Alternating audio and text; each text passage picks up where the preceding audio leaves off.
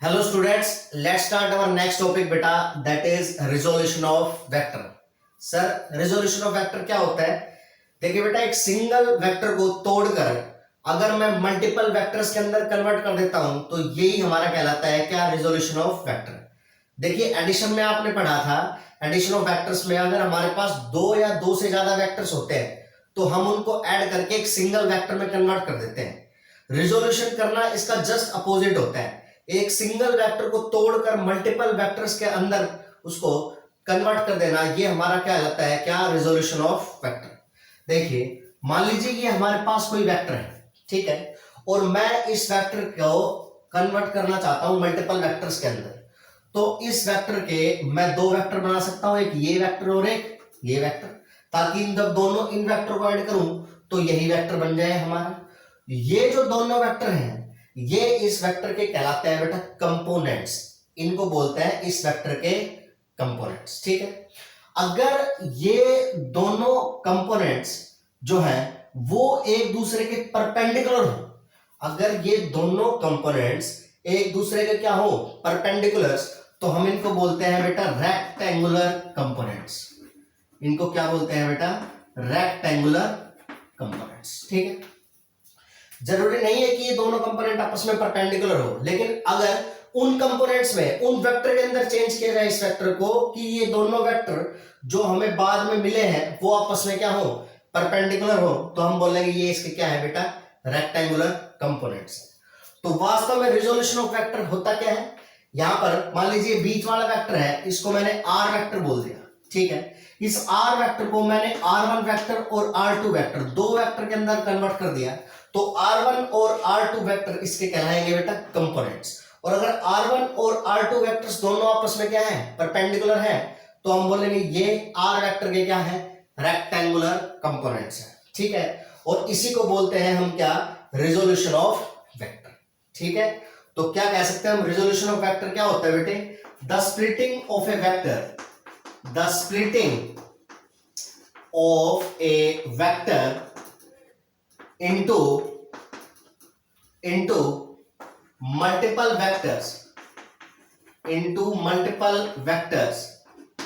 that is components, is called resolution of vector। उसको ये क्या बोलते हैं बेटा? हम resolution of वेक्टर्स, ठीक। इफ द वेक्टर्स, कौन से? कंपोनेंट्स वाले। If the components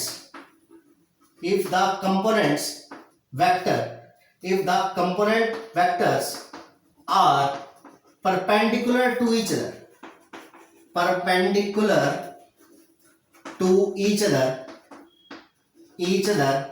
they are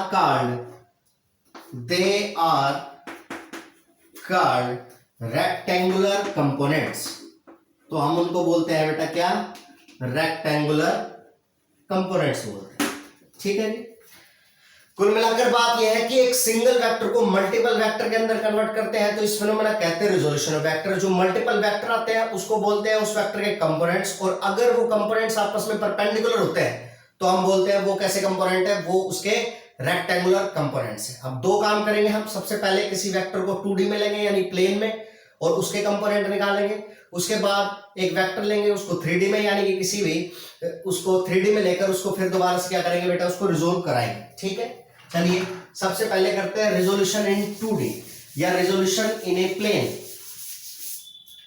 resolution in a plane, मान लीजिए हमारे पास क्या है बेटा? ये एक वेक्टर है, ठीक है।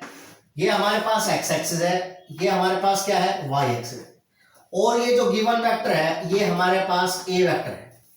ये गिवन वेक्टर एक्स एक्सिस के साथ एंगल बना रहा है बेटा, कितना? थीटा।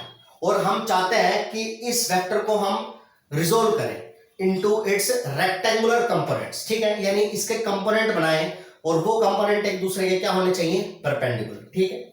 बेटा हमें पता है एक्स एक्सिस के अलोंग जो यूनिट वेक्टर होता है वो क्या होता है? हमारा आई कैप। वाई डायरेक्शन के अलोंग जो होता है वो हमारे पास क्या होता है? जे कैप। देखिए यहां से, अगर ये वेक्टर ए है और इसका मैग्नीट्यूड ए है तो इधर एक वेक्टर और इधर एक वेक्टर, और ये दोनों आपस में एक दूसरे क्या है, परपेंडिकुलर, तो ये दोनों वेक्टर्स इसके क्या होंगे बेटा, कंपोनेंट्स होंगे। ठीक है, जो ये वेक्टर होगा इसका मैग्नीट्यूड, अगर इस वेक्टर का मैग्नीट्यूड ए है और एंगल ये थीटा है, तो थीटा के साथ बनने वाले वेक्टर का जो मैग्नीट्यूड होता है वो बेटे होता है ए कोस थीटा, और हम इसको लिखते हैं ए एक्स। और जो थीटा से दूर बनने वाला जो कंपोनेंट है उसका मैग्नीट्यूड होता है बेटे ए साइन थीटा, और उसको हम लिखते हैं क्या, ए वाई, ए सबस्क्रिप्ट वाई। ठीक है, तो हमने कुल मिलाकर क्या किया है बेटा, ए वेक्टर को हमने कन्वर्ट किया है किसमें, ए एक्स, इसका एक तो ये कंपोनेंट हो गया किधर, आई कैप की तरफ, और दूसरा कंपोनेंट हो गया बेटे क्या, ए वाई किधर, जे कैप की तरफ। ठीक है, ए एक्स की वैल्यू कितनी है बेटा, ए कोस थीटा, और ए वाई की वैल्यू कितनी है, ए साइन थीटा। तो इसके दो कंपोनेंट्स हो गए इस वेक्टर के, ए कोस थीटा आई कैप और ए साइन थीटा जे कैप। ये तो हमारा एक्स एक्सिस की तरफ और ये हमारा वाई एक्सिस की तरफ। ठीक है, तो ये दो इसके क्या है, और क्योंकि ये आपस में क्या है, परपेंडिकुलर, इसलिए ये दोनों क्या होंगे, इसके रेक्टेंगुलर कंपोनेंट्स होंगे। चलिए एक एग्जांपल से समझाते हैं आपको। मान लीजिए हमारे पास एक वेक्टर गिवन है, फॉर एग्जांपल हमारे पास एक ये वेक्टर गिवन है, और इस वेक्टर का मैग्नीट्यूड कितना है बेटा, 5 है। ठीक है, और ये एंगल जो बना रहा है यहाँ पर, ये कितना बना रहा है, 60 डिग्री। तो कह रहा है find its components, rectangular components. तो देखो बेटा, अगर ये हमारा 60 डिग्री है, तो इधर ये जो वेक्टर है इसका मैग्नीट्यूड हो गया 5 cos 60, और इधर जो ये वेक्टर आएगा y एक्सिस की तरफ, ये हमारा आएगा 5 sin 60। यानी कुल मिलाकर दो कंपोनेंट्स आए, कौन कौन से, एक तो आया हमारा कौन सा बेटा, ये आया 5 cos 60 आई कैप और 5 sin 60 जे कैप। यानी इस सिंगल वेक्टर को हमने दो वेक्टर के अंदर कन्वर्ट कर दिया। cos 60 कितना होता है, 1/2, तो ये आया 5/2 आई कैप, sin 60 होता है √3/2, तो ये आया 5 √3/2 जे कैप। यानी इस वेक्टर को, अगर इस ये वेक्टर कोई ए वेक्टर है, तो इस ए वेक्टर को मैं लिख सकता हूं क्या बेटा, 5/2 आई कैप प्लस 5 √3/2 इंटू जे कैप। इस एक वेक्टर के दो कंपोनेंट है, एक तो ये अलोंग एक्स एक्सिस और एक ये अलोंग वाई एक्सिस। ठीक है, इस तरह से आप किसी भी वेक्टर के क्या कर सकते हो, आप रेक्टेंगुलर कंपोनेंट्स कर सकते हो। जो थीटा के साथ है वो होगा कोस थीटा, अगर इसका मैग्नीट्यूड ए है तो थीटा के साथ ए कोस थीटा, और थीटा से दूर होगा जो वो होगा बेटा ए साइन थीटा। ठीक है, ये हमारे पास किया हमने रिजोल्यूशन किसमें, एक प्लेन में। अगर हमारे पास रिजोल्यूशन करना हो इन 3D के अंदर, 3 डायमेंशन के अंदर, वो कैसे करेंगे बेटा, रिजोल्यूशन इन 3D। बेटा मान लीजिए हमारे पास गिवन है, ये एक्स एक्सिस है, ये वाई एक्सिस है, और ये जेड एक्सिस है। एक्स एक्सिस के अलोंग हमारा यूनिट वेक्टर है आई कैप, वाई एक्सिस के अलोंग हमारा यूनिट वेक्टर है जे कैप, और जेड एक्सिस के अलोंग हमारा यूनिट वेक्टर क्या है बेटा, के कैप। ठीक, मान लीजिए हमारे पास एक वेक्टर गिवन है, और ये वेक्टर क्या है, ए वेक्टर है। इस वेक्टर का एंगल एक्स एक्सिस के साथ एंगल है बेटा इसका अल्फा, वाई एक्सिस के साथ इसका एंगल है बीटा, और बेटा जेड एक्सिस के साथ इसका एंगल क्या है, गामा। ठीक है, एक्स एक्सिस के साथ एंगल कितना है इसका अल्फा, वाई एक्सिस के साथ क्या है बीटा, और जेड एक्सिस के साथ जो इसका एंगल है ये इसका कौन सा एंगल है, ये है हमारा गामा। ठीक है, तो अगर इस वेक्टर के हम कंपोनेंट वेक्टर निकालना चाहते हैं, तो इसके 3 कंपोनेंट बनेंगे जो एक दूसरे क्या है, परपेंडिकुलर, एक अलोंग एक्स एक्सिस, एक अलोंग वाई एक्सिस, और एक अलोंग जेड एक्सिस।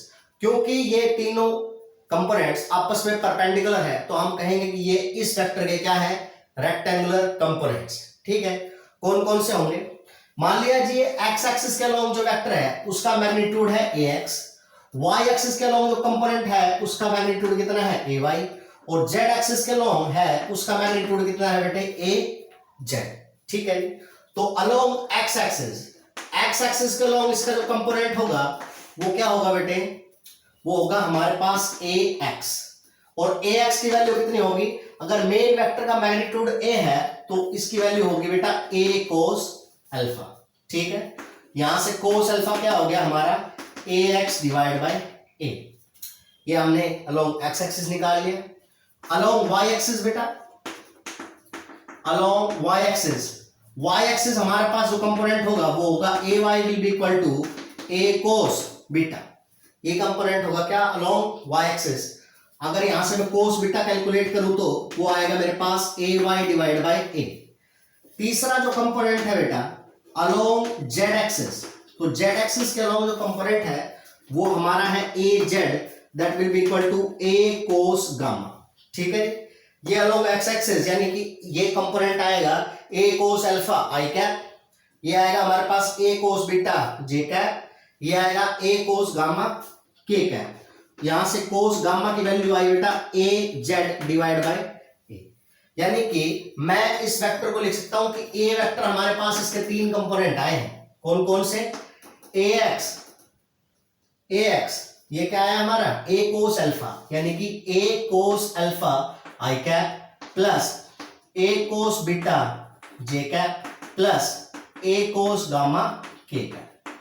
इस एक वेक्टर के ये तीन कंपोनेंट आए हैं और इन्हीं को बोलेंगे इस वेक्टर के क्या, रेक्टेंगुलर कंपोनेंट्स। ठीक है, तो ये तीन कंपोनेंट आ गए बेटा। यहां से मैंने कोस अल्फा, कोस बीटा और जो कोस गामा निकाला है इनको बोलते हैं डायरेक्शन कोसाइंस। क्या बोलते हैं हम इनको, डायरेक्शन कोसाइंस। ये ऐसे ही नहीं निकाले हैं, इनको हम बोलते हैं इस वेक्टर के डायरेक्शन कोसाइंस, डायरेक्शन कोसाइंस। क्या होते हैं डायरेक्शन कोसाइंस, कोस अल्फा कितना आया, magnitude along x axis divide by total magnitude, cos beta magnitude along y axis divide by total magnitude, और cos gamma magnitude along z axis divide by total magnitude. बेटा एक बार तीनों का square करके add करेंगे तो हमें पता चलेगा कि cos square alpha plus cos square beta plus cos square gamma, इसकी वैल्यू कितनी होती है हमारी 1। यानी कि जो हमारे डायरेक्शन कोसाइंस होते हैं उनके स्क्वायर का सम कितना होता है बेटे, 1 होता है।